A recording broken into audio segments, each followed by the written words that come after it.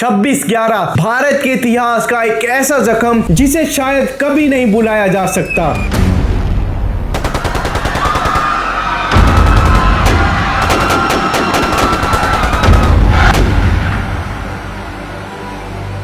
26 नवंबर 2008 10 आतंकी मुंबई पहुंचे।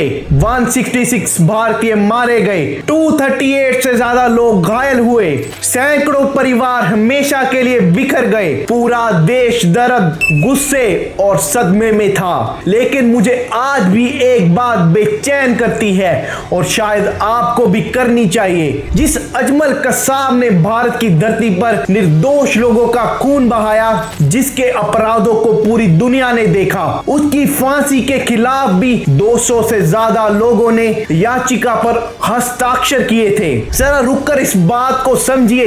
166 भारतीयों की मौत, सैकड़ों घायल, हजारों लोगों का दर्द, और फिर भी कुछ लोग एक आतंकवादी के लिए हस्ताक्षर कर रहे थे। आखिर क्यों?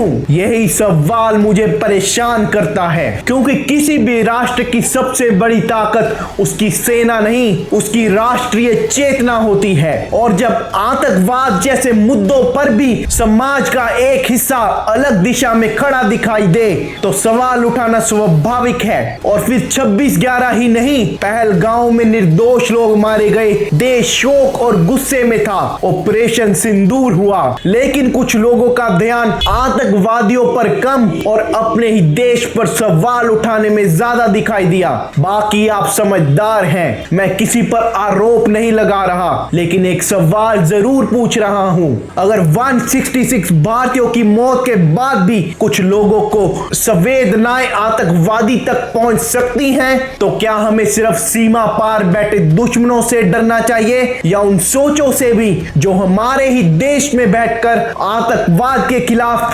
राष्ट्रीय एकता को कमजोर करती है? सोचिए, क्योंकि किसी भी देश को सबसे ज्यादा नुकसान तब होता है जब उसके नागरिक आतंकवाद के खिलाफ एक स्वर में खड़े ना हो पाए। मैं दिवाकर शर्मा और आप देख रहे हैं द यू टच। जय हिंद, जय भारत।